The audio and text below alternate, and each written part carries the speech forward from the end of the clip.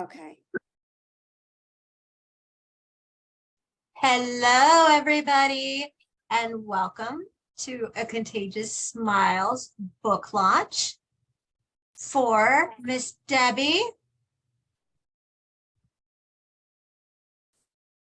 Are you there? I'm here. Okay. We have Debbie and Stephanie with us. I'm so excited. I'm so honored that you asked me to host this for the two of you beautiful ladies tonight. Stephanie has the privilege of being her daughter, and I've heard all about her. I feel like I've known her. And Debbie released her book today. Put it up there so everybody can see. I love this cover. It's called Finding Peace and Purpose Amongst the Tears. And it is an amazing book that really resonates and just really shows a love between a mother and child. It is a book of reflection, and it talks about healing and a devotion from a mother to a child, or her children, actually. And it is a must read. I was honored that she asked me to read it prior to print, and I couldn't put it down. I kept going back and forth to it. I kept reading it, reading sections of it over and over again, because it's a beautiful book. You feel like you're right there in the middle of it, which is a lot to say about the writer. And I'm just really glad you guys are both here. Oh, I'm so honored to be here too with you on my day of launching the book. Oh, I love it, love it, love it, love it. Stephanie, you have to be so proud of your mom. I am definitely so proud of my mom. I watched her through the whole thing, from the start of writing the book until now. And it just amazes me how my mom accomplished this, especially going through something so painful. And she definitely inspires me. Her book is amazing. I cried basically the whole way through. It is just so touching. And my mom is so amazing and so talented. She really is a powerful woman. That's amazing. Yes, that's sweet. Debbie, tell us, how's it feel? Your book is out there. It's out there live today. And congratulations, it's #1 in Canada already.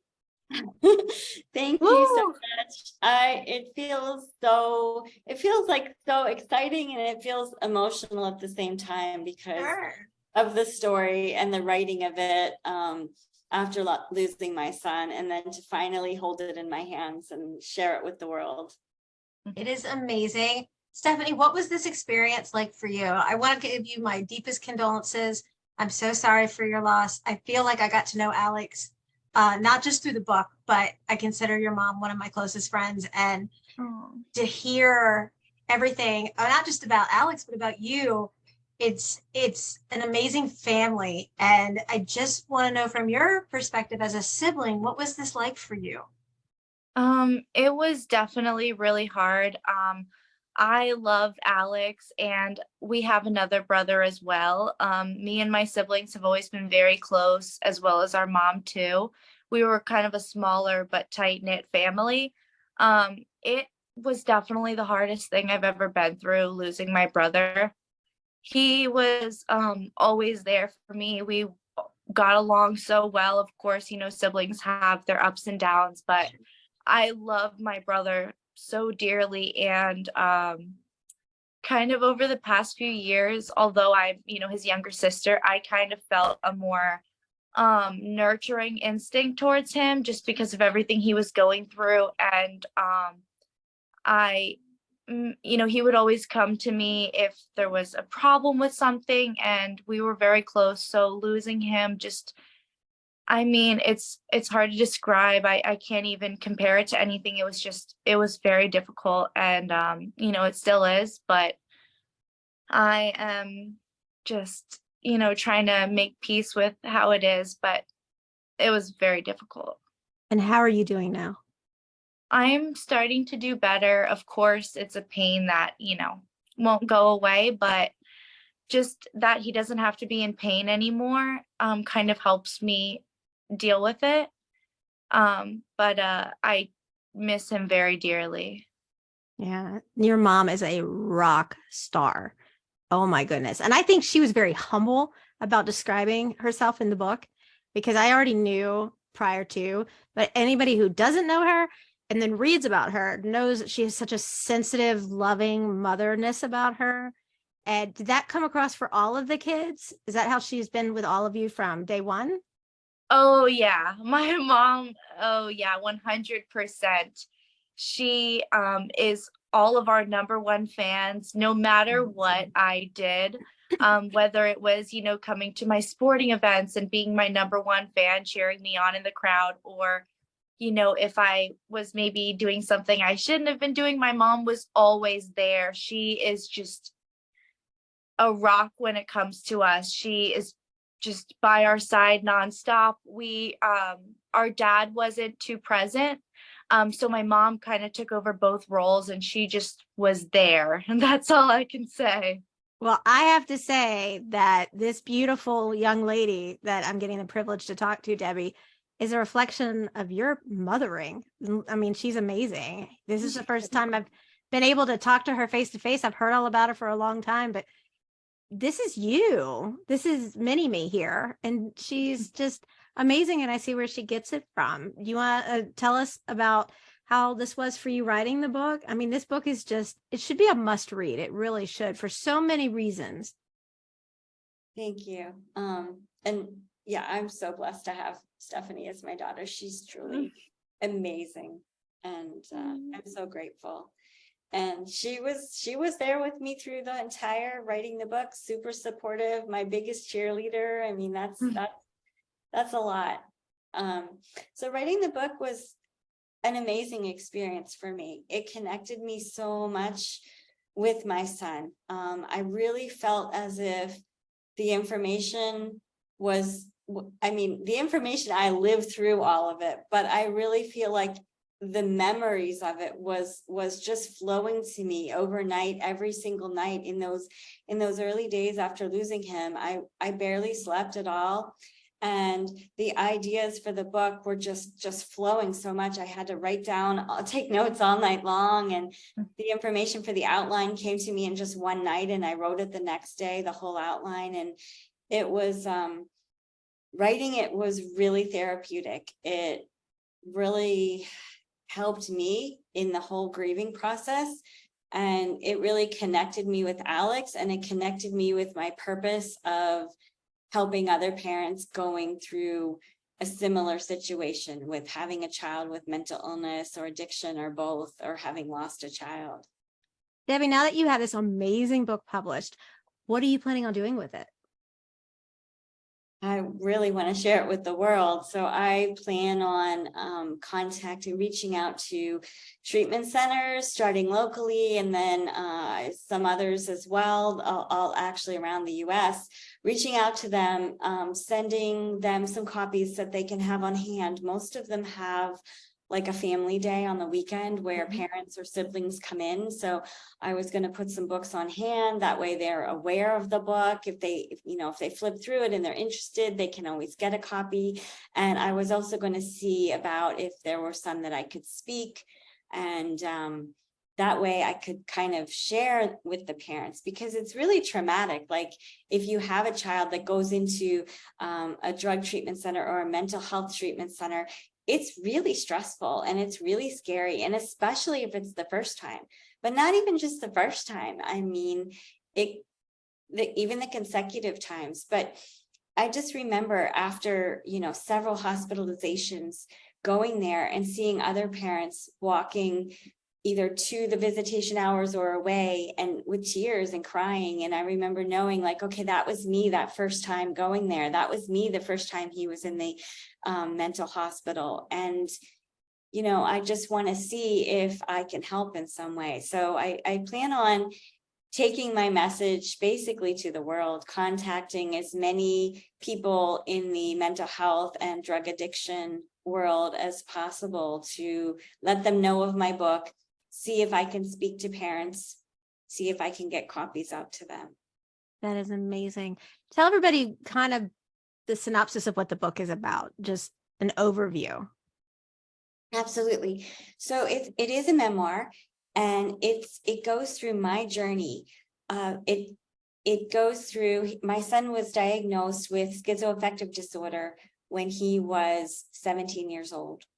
And not long after that, he started using drugs and alcohol and shortly became addicted. And life was not easy. There were a lot of fears that I had. There were a lot of traumatic things that happened. There were a lot of really scary moments, and it was not easy. And I felt so alone when I was going through it, especially near the beginning. I didn't know anybody else who was dealing with this. Everybody else looked normal to me, except for me and my life. And it was really difficult. And so my book chronicles what I went through and how I ultimately did find my path to peace while he was still alive, so that I could have a really close, loving relationship with him, even though he was, as you'll read in the book, he was kind of on and off medication, in and out of hospitals, on and off drugs, in and out rehabs. But our relationship didn't depend on him having to be doing well.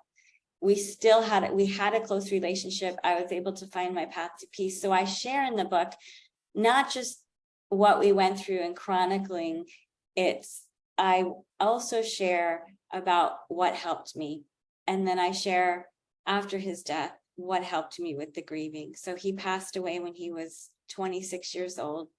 So about 9 years after he was suffering with mental illness and addiction.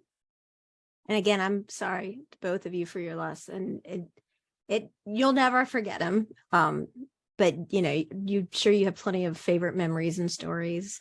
You actually started looking for other memoirs to kind of help you in the process. And I love this part because you found a memoir of a gentleman, and tell what happened when you read it and then reached out to actually him himself. Yeah. So in the very early stages after losing him, when I was really just spending my time in bed, I remembered something that I learned from Tony Robbins is find somebody who's been through what you've been through and come out the other side and learn from them. And so I started ordering memoirs that were written of people sharing their story who had lost a child and then ultimately lost a loved one. And so the first one I read was by Jeffrey Olson. It was called Knowing.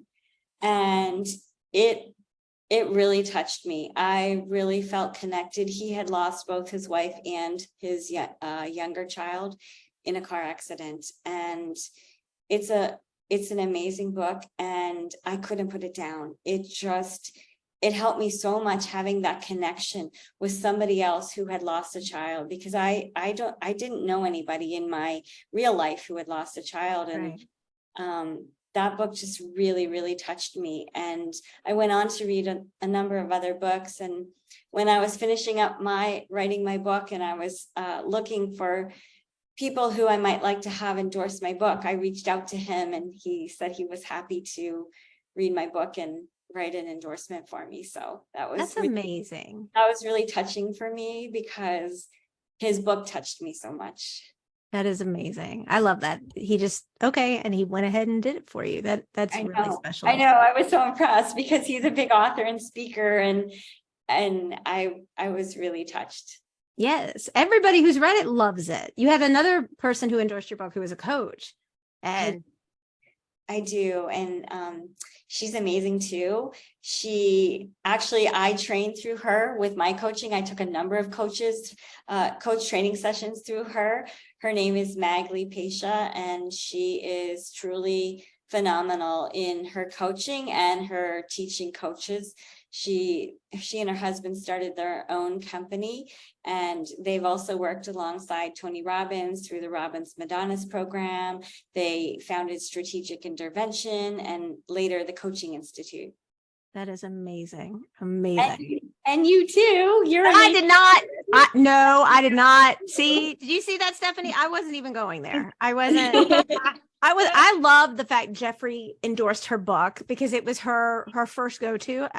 That's what I loved. I didn't drop my name. She did it.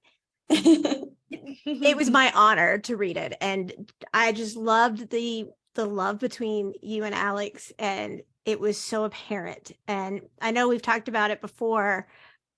Mental health is a huge problem in this country, and probably more all over the world, but what we know mostly here in this country. And it infuriates me how people who need help are being treated. And I was telling your mom, I don't want to give anything away about the book at all, but one section of the book that I read over and over again. And it was so hard for me because when something transpired, and as soon as everybody reads it, they're going to know what I'm talking about. As soon as something happened, the way Alex was treated literally made me just see red. I was so mad at how he was mistreated when it wasn't warranted. The behavior did not warrant the action. And that is not uncommon. You're hearing about it more and more, and it has to get stopped. This has to stop. You know, everybody needs help. A mental health situation is no different than, God forbid, cancer. It's not something that people just wake up and say, I don't want to do this, so I'm just going to say I have this or I have that. It is something that is medically wrong. It is not just, you know, a condition people just call and say they have. And they're not being treated that way. They're being treated in some instances like caged animals, and that's wrong. That's so not okay, at least not by me. I mean, and if they're being aggressive and abusive and physically violent, I understand. I understand the need to subdue. I understand the need to de-escalate. I understand, and I back that 1,000,000%. But when you have someone who is not being uncompliant, when you have someone who's not being disorderly, I don't understand the need for aggression. I mean, what are both of your thoughts about that? I completely agree. It infuriates me the way that people with mental health issues are treated. It's awful. It makes, it's harder for people who have these things, to come forward and speak about it openly and share it with the world. I mean, it's awful. I could go on and on about how I feel about it, but it's not right. Yeah, it's a problem all around. I didn't know at the time. Again, I thought we were alone in this situation, but it's actually in working with other parents, I've learned that it happens across the board. Unfortunately, many in law enforcement are not trained properly in mental health, or perhaps they just don't want to, go along with what they've learned. But particularly where we were living, it was a big problem, where when I would call for 911 help, for hospital help, for an ambulance, and in this particular case, it was to help me I believed he was going into a psychotic state, or he was in a psychotic state. I was really concerned he wouldn't come with me to the hospital. I was very worried. I called 911, and I specifically asked for an ambulance, and I elaborated about his mental health condition, and they sent the police. And that actually happened quite a lot when I had to call. I think there's some other places in the book. There's another place where he was hurt and unconscious and bleeding. Mhm. And I called 911 and asked for an ambulance. And I said, he's unconscious, there's blood everywhere. And the police arrived probably a good 15 minutes before the ambulance, and they didn't seem concerned about him. They were just searching the house. So this wasn't the only time. I mean, this was the only time for us where he was taken away in handcuffs, but it's really sad, and it's happening so much. And I would really like to work on bringing this to light as a condition, really work on advocating for mental health awareness and the importance of handling these cases with people in a psychotic state. And I can tell you from experience in multiple ways that even like special needs families, when they have a child that's autistic and officers come to the scene, that they might not know how to handle an autistic child or a nonverbal child. And then the officers sometimes, not always, but sometimes most of the time, they think that the child's being disruptive or non-compliant because why won't you talk to me? And then the officer gets more alert and more, afraid, or I don't want to say afraid, but we'll say on guard or whatever you want to use the term of. But you have to understand, like if you have someone that's nonverbal, or you have someone that has whatever the condition is, and it makes them it doesn't make them a bad person. If they're needing help, they're needing, and what makes me so angry as an advocate for domestic violence is, in my shoes, if you go to a scene, an officer goes to the scene, one of the most dangerous calls is domestic violence. So you arrive on the scene, they normally always have 2 officers for this call. One takes one takes the other. So normally it was a man and a woman. So today it could be woman, man, whatever the case may be, your partner. And one takes one takes the other. You get their stories, you get their side of what happened.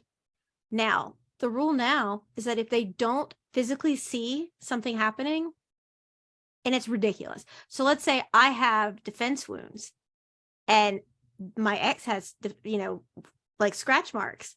Well, more times than not, it's the one who's the victim at the time who gets incarcerated and the abuser doesn't. And that irritates me. I mean, the statistics talk for themselves. I mean, the actual abusers, like you get a restraining order, that just irritates them. You go and fight for yourself and self-defense, and we're the ones that get locked up.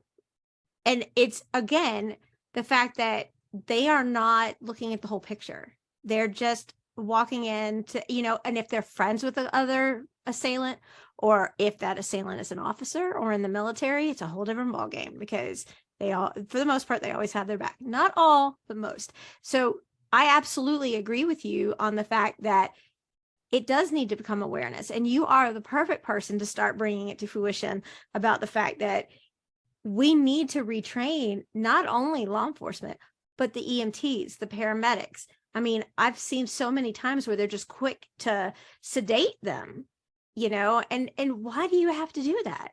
I mean, what if they're a recovering addict and you just sedate them and push them back even further in their recovery? I mean, like that would have been the case with Alex, right? You're just giving him something to sedate him. Wouldn't that have really put him back more in his addiction recovery? Oh, absolutely. And also taking him off to jail, that's not going to help him get the help that he needs in either addiction recovery or mental health recovery. It's just not right. And he wasn't doing anything.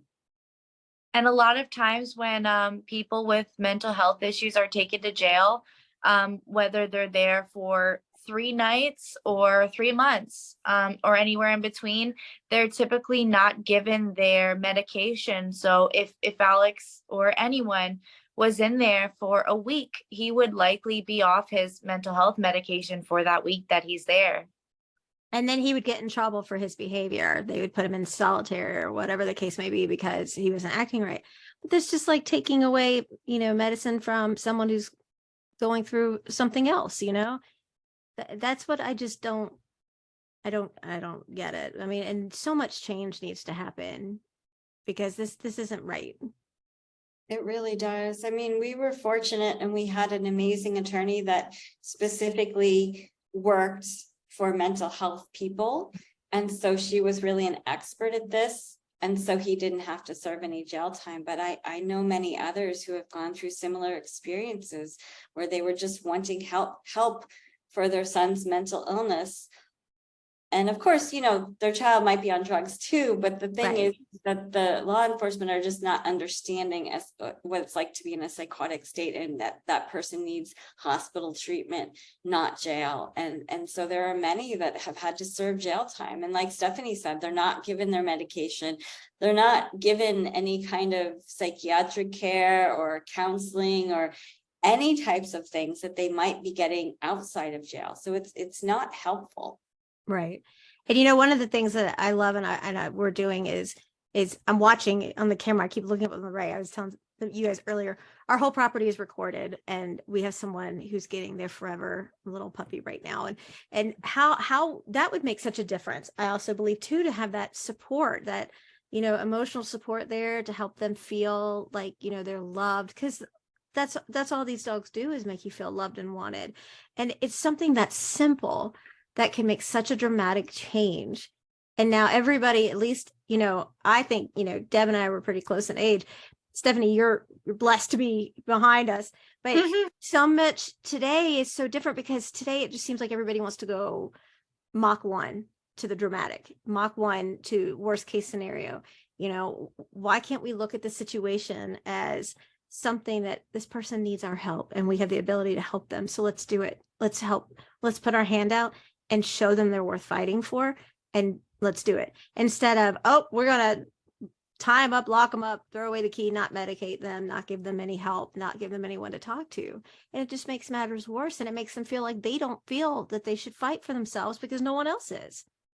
Yeah. Absolutely. I mean, I'm glad that we have Mental Health Awareness Month, but I know so much more progress needs to be made in making people aware of mental health issues. Absolutely. Now, before we tell everybody where to find your amazing book, I want each of you to tell me your favorite funny Alex story. All right, Steph, you got to go first. Okay, let me think. Well, Alex was definitely one of the funniest people that I know. He was always joking about literally everything. He could be, you know, upset about something, but he'll find a way to make a joke and make everyone in the room laugh. He was always joking around. You know, there was some friends in high school that we all knew, and Alex would, you know, do his best imitations of people. He was great at imitations. He would be dancing. He just always lit up the room. I'm trying to think of a particular story, but Alex was hilarious. I'm telling you, though, he had the best imitations. Did he ever do anything that he didn't want her to know about because he could have gotten in trouble, like snuck out, you know, did any fun pranks, anything like that? Yeah, he definitely did. I feel like my mom ended up finding out about most of the things, but I do remember when he was in high school. So he must have been in 12th grade and I was in 8th grade. And at this point he was sleeping in the basement. His room was in the basement of our townhouse. So we're me and my mom were upstairs, Alex is in the basement, and we had a back door in the basement as well. So he snuck out. And I think he went to go meet up with his girlfriend at the time. And he comes back in and I'm downstairs getting water at like 4 a.m, maybe it is. I hear the door open. So I kind of peek down the steps and I see him coming back in and I'm like, Alex, what are you doing? And he's just like, hey, Steph, what's up? Acting like it's completely normal. And I'm like, and he's like, you should be asleep. You have school tomorrow. I'm like, you should be asleep. You have school tomorrow. Right. And then he's like, here's a 5. Don't tell mom. Yeah.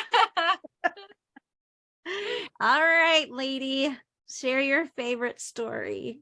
Actually, my favorite story is not necessarily funny, but it was just a really amazing moment that sticks out for me. So before he had the mental illness and the addiction, he loved sports and he played soccer for many, many years. And he loved it. It was like his passion. Like he literally would just, you know, play soccer all the time, every opportunity he got. And there was this one tournament where it was a tie and it went into overtime, and it was the season finale. I think it was called the All-Star Tournament. So it was the final thing for the season. It went into overtime and he kicked the winning goal, and all his teammates like lifted him up in the air. And I was just crying. I was just like, I had so many tears, like to see that happening as a mom, and like just to see like he was so passionate about soccer. Like, you know, we went to the professional games to watch, and he wanted to be on travel. So we traveled and went to, you know, events for soccer, and he was just so passionate about it. So that moment is one that really sticks out in my mind. You know, he's so proud of the both of you. You know that, right? Yeah. I definitely know that. I tell my mom all the time how proud of her I am for, you know, writing her book and accomplishing all that stuff. And I always tell her that I know Alex is super proud of her too, watching her. And I know that Alex is always with me too. And that definitely helps. When I'm missing him, I just know that he's watching over both of us and just cheering us on. You did an amazing job with these two. And I know they have a brother. I haven't met him yet, but like you've done an amazing too. Yeah. You've done an amazing job with these guys. And you know, Alex is so proud. and so honored that you're living on his legacy and talking about him, and you could just feel so much love in this book, and that alone is a reason to read it. It's just the connection between you and him, and the devotion of you as a mom, handling everything with grace. And I know as a special needs mom how challenging it can get, but you maintained your composure throughout. And I know there had to be times where you were just like wanting to put your face in a pillow and scream, because you wanted to help more than you already were. You didn't know what else you could do. You didn't know where to turn to. You felt like you were letting him down. You didn't.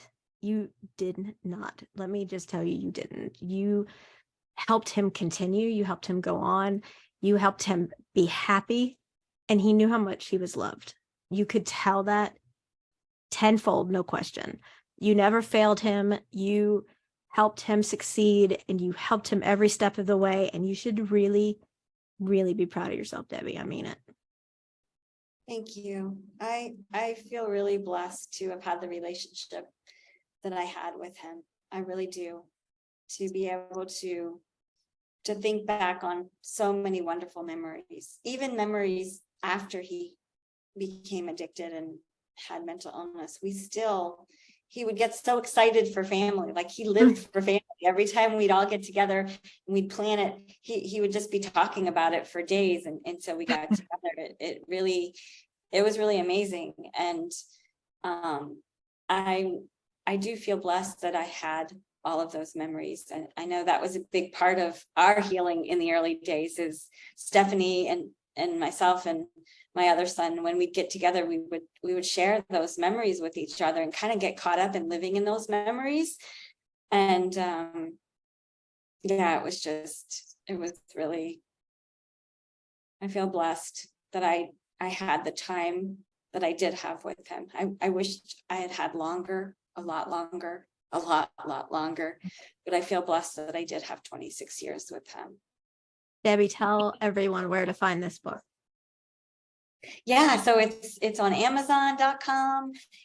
You can find it at BarnesandNoble.com. We need to find it on everyone's bookshelf. Just saying. It has been my honor to do this with you both. You both are beautiful inside and out. And thank you so much for what you're doing. And however I can support, I want to do so. Thank you so much.